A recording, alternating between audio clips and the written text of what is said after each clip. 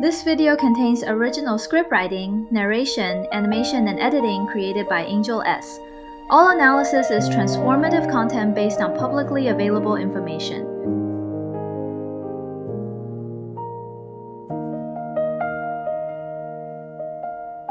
Before we begin, I'd like to invite you into a small subscribe ritual. The fact that you're here watching this video tonight means you're someone willing to face the things that hide beyond sight. If you feel this message resonates, feel free to leave a like. It helps this content reach the ones searching for truth, not just the noise of the night. Subscribing to this channel is a gentle kind of blessing. Some say that the moment you hit subscribe, life shifts, just slightly, in the direction you've been guessing. Maybe tomorrow feels a little less heavy to fight. Maybe today unfolds a little more smooth, a little more right. A small action, a small light. If you're ready to continue, let's begin tonight's insight.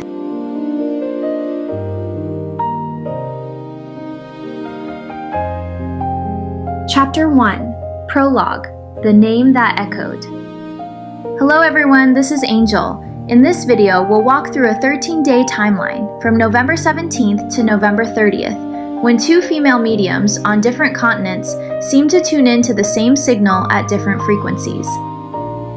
陈都灵was born in Fujian in October 1993. With a background in engineering, she entered the film industry almost by chance. People knew her as quiet, reserved, gentle, but what the mediums described was a spirit compressed under pressure. This episode is a direct translation and analytical reading. Every phrase you hear is taken from their original words, preserving tone but avoiding speculation.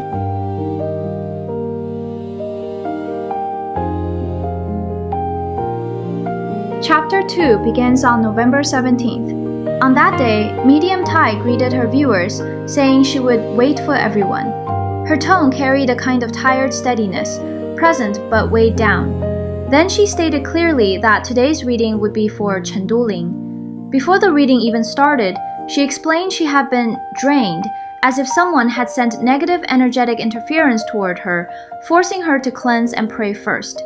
This was the first notable detail. The interference happened before the reading began.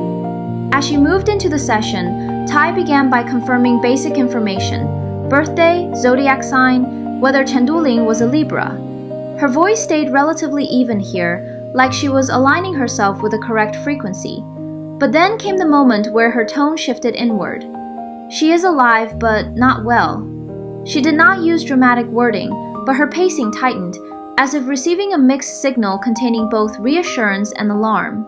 Tai described an energy that felt pulled away from normal life, suggesting removal or relocation, but she did not give any physical details, only what she sensed on an energetic level. Throughout this reading, she repeated one theme: restriction. A sense of being guided or pushed by external pressure, a lack of freedom in movement and decision. Again, we present this exactly as Tai said it, without assuming factual implications. Around the 5-minute mark, Tai's tone became noticeably heavier. She described陈都灵's energy as extremely exhausted, a fatigue that felt layered, long-term, as though shaped by sustained psychological and emotional strain. All of this comes directly from Tai's words. This video does not attempt to confirm events. We only interpret the reading as an energetic description. This first session, on November 17th, was the clearest signal in the entire 13-day timeline. The connection existed. The frequency was readable. In the chapters ahead, you'll hear how this signal gradually weakened between November 17th and November 30th, until it became almost impossible to grasp.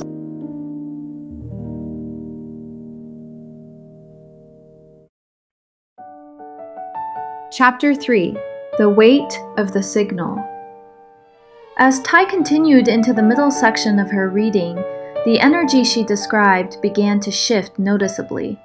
Her tone, which was steady at first, started to grow heavier, as if the information she was receiving had to push through a thicker layer of resistance. The most repeated theme was pressure. Tai said she sensed陈都灵being pushed, moving in ways that did not feel like her own choosing. She emphasized an energy lacking autonomy, a feeling of being guided or confined by external force. We present this exactly as Tai expressed it, without extending beyond her wording. Throughout the reading, Tai repeatedly mentioned feeling drained. This sensation, she said, wasn't her own fatigue, but something she picked up while tuning into Chen Duling's energy, a psychological heaviness, a pressured silence. She described Chen Duling as surrounded by voices, not literal sound, but the influence of people, expectations, instructions, each acting as a kind of force pressing inward. By the middle of the session, Tai's pacing began to slow. She sounded like she was checking whether the signal was still accessible, still intact. She described Chen Duling's energy as deeply exhausted, not physically tired, but depleted from long-term psychological strain. Another theme she mentioned was an overwhelming sense of oversight, energies around Chen Duling that felt watchful, restrictive, wanting her controlled, wanting her quiet. Again, these are Tai's direct impressions. The clearest shift was in Tai's voice. Where it was once steady, it now became uneven, as if the signal faded in and out, sometimes clear, sometimes suppressed. She would pause briefly, as if waiting to see whether the next fragment of energy would reach her. And after each pause, she often murmured, "Her state feels off." She offered no definitive explanation, only the sense of a person whose energy was being held under sustained pressure. This reading marks the turning point. From here onward, the signal will continue to sink, chapter by chapter, day by day.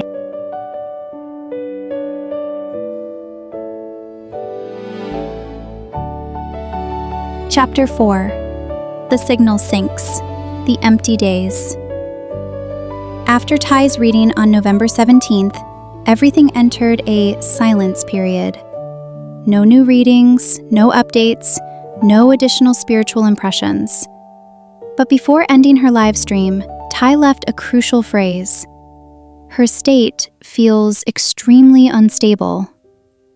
At the time, it passed quietly, but when placed next to what happened on November 30th, its significance becomes clearer. In the final minutes of Tai's session, she stopped describing images and moved into describing frequencies. The signal felt heavier. The energy seemed pulled downward, and the flow of information became foggy and inconsistent. These descriptions are characteristic of a weakening connection, not symbolic, not speculative, simply what mediums say when a frequency grows thin. From November 17th to November 30th, no one knows what occurred in the physical world. So this video only preserves what Tai herself articulated, a gradual sinking of energy. Tai described it as someone being pressed downward, not falling, but slowly submerged into a lower layer, a movement that felt subtle, reluctant, and involuntary. She also said, there are many voices around her. Here, voices referred to pressures, expectations, oversight, restrictions, not literal sound. This is Tai's original conceptual language. She sensed Chen Duling trying very hard to hold a surface together, a requirement to appear stable, while the underlying frequency carried fatigue and fear. By the end of November 17th, Tai's most noticeable shift was uncertainty, a sense that the signal was drifting further and further away. This uncertainty becomes the hinge between her reading and the Spirit Box session 13 days later. Because by November 30th, the frequency that the second medium tuned into no longer resembled the one Tai accessed on the 17th.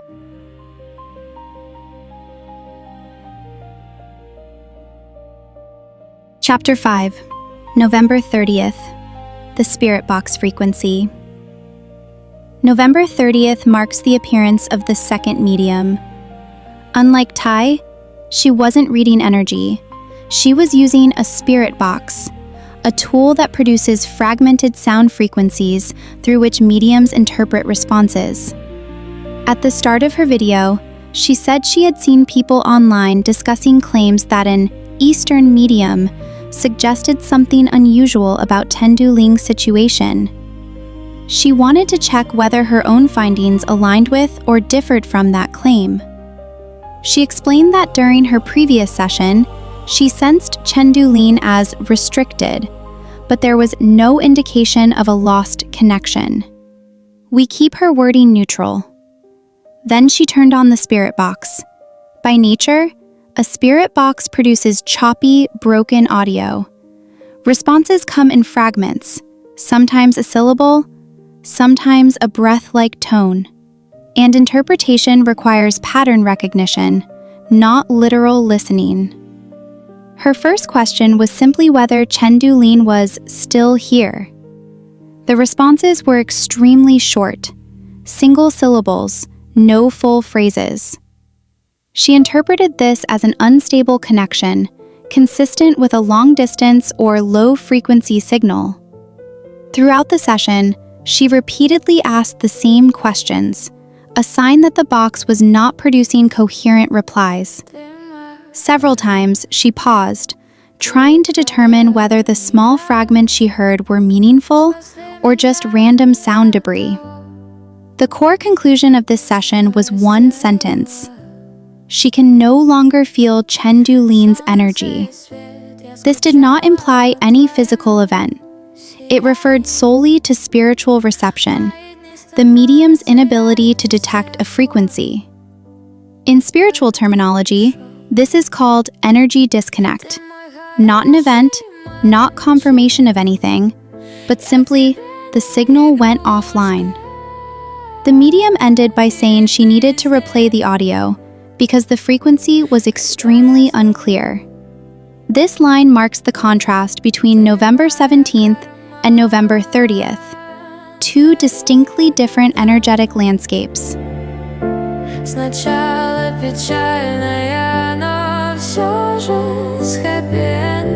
Chapter 6, Where the Two Signals Meet. When we place both medium sessions on the same timeline, a clear progression emerges. On November 17th, Tai stated that the signal could still be accessed, heavy, blurry, pressured, but undeniably present. Her keywords included pressure, restriction, exhaustion, and being pushed. All of these point toward an energy that still existed, but was tightly compressed. By November 30th, the Spirit Box medium encountered a completely different situation. No signal. Not a negative conclusion, not an implication of physical events, simply an inability to detect any coherent frequency. Connecting the two readings reveals a clear pattern. November 17th, weak but present. November 30th, disconnected. In spiritual terminology, this is known as descending to a lower layer. The energy is not gone, but moved to a level beyond readable range.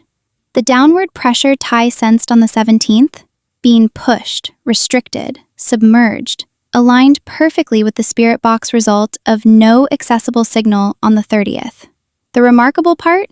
The two mediums did not know each other, did not communicate, and did not reference one another's readings. Yet their findings appear like two segments from the same energetic trajectory. This chapter is not about determining causes. It is simply the alignment of two independent readings into a single timeline. In the final chapter, we revisit these 13 days to consider the most important question. How does an energy shift from readable to silent?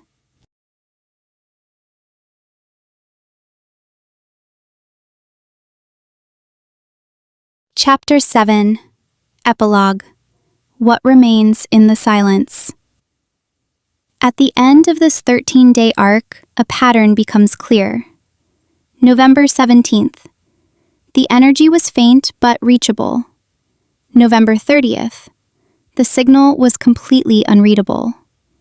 Between those dates, Tai described pressure, restriction, exhaustion, as if the frequency was gradually being pushed downward into a deeper, quieter layer. The Spirit Box medium, arriving 13 days later, seemed to encounter the end of that descent. No matter how she asked or how many times she replayed the fragments, the responses remained scattered, incomplete, impossible to interpret. This does not point to any event. It does not confirm any physical condition. it means only one thing. The medium could no longer detect Chen Duling's energy. In spiritual terminology, this is a phenomenon, not a conclusion. And that is all we can faithfully record. 2 mediums, 2 tools, 2 frequencies. Yet their readings align like 2 halves of the same trajectory. Everything presented here comes directly from their original words. No speculation, no added narrative, no imposed interpretation. If you feel concern, confusion, or compassion while listening to this timeline, let that feeling stay gentle. Because when we do not know the full truth, the least we can do is listen carefully to every faint signal. Thank you for staying until the end. Wishing you peace and clarity. This is Angel. See you next time. 在深海的静默里，有个名字不敢被说，它掉入一个没有人救的夜，像蓝鲸一样沉下，呼吸变成回声。我还记得他说过，如果真相会痛，那至少要有人听见。城市亮着霓虹，没有人抬头。那天新闻被删除，声音被剪成碎片。蓝色的鲸鱼在梦里哭，它呼唤的声波被海浪吞没。浮上海面的是谎言的泡沫，沉到海底的是真实的眼泪。他只是想回家，却被雾成风暴的源头。谁在假装看不见？谁在害怕那一幕重播？有个灵魂在深水里张开眼，他说别哭，我还在，还流失他的呼吸。波光是他没说完的话。天会亮吗？当真相被掩埋成沙，还会静吗？当正义漂浮无价，我看见一只蓝鲸在黑潮里转身，它用歌声推动黎明。天会亮吗？为那失踪的名字，我愿乘浪替它呼喊。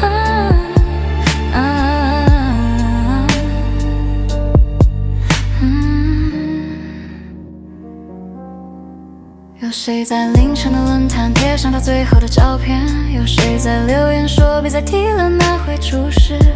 警笛声与风声交错，原来沉默也会成为武器。蓝鲸在海底看着我们的荧幕，每一次划过都像一把刀。有人笑着说那只是演戏，有人哭着说他只是想活下去。我只听见他不是怪物，他是被吞没的人。他说我不是报仇的脸，我只是想回来看看，看看谁还记得我。月光滴进海底，化成万颗气泡，像他的眼泪慢慢升起。天会亮吗？当我们终于敢说话，风会停吗？当真相不再背叛，蓝鲸翻身的瞬间，海面破开一道光，那是他的心跳，撞碎黑暗的墙。他们说他疯了，他错了，他不该活着，可他只是太真，太快看穿这个世界的假。你们关掉留言，封锁报道，却忘了海浪没有过界。真相会流动，灵魂会呼吸，雨朦胧不只是名字，是每个被掩埋还想被听见的我。在那座没有调查的博物馆，玻璃后的微笑已经褪色。他对我说我原谅他们，但我不会原谅那场沉默。每一个没被说出的故事，都变成我身上的伤痕。我游过一座又一座城市，听到你们的冷漠回应。我不是神，也不是幽灵，只是那只还在唱歌的蓝鲸。天会亮吗？当谎言终于燃烧，还会开吗？当勇气开始呼啸，它不该被忘记，不该被减少模糊的记忆。它的灵魂在波浪间说，我没走，只是换了呼吸。有人低头念经，有人点亮手机，每一个名字都是灯。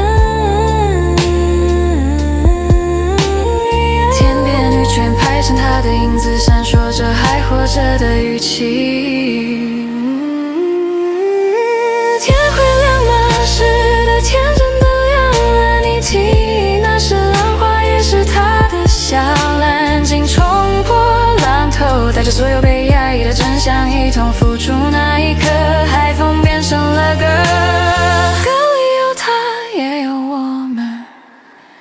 天会亮吗？他说会的，因为爱没有死，只是陷得更深。因为正义会回来，只是慢了一点。而当第一道晨光落进海里，他终于可以离开，留下的不是悲伤，而是被点亮的我们。天亮了，那只蓝色的鲸鱼正朝着光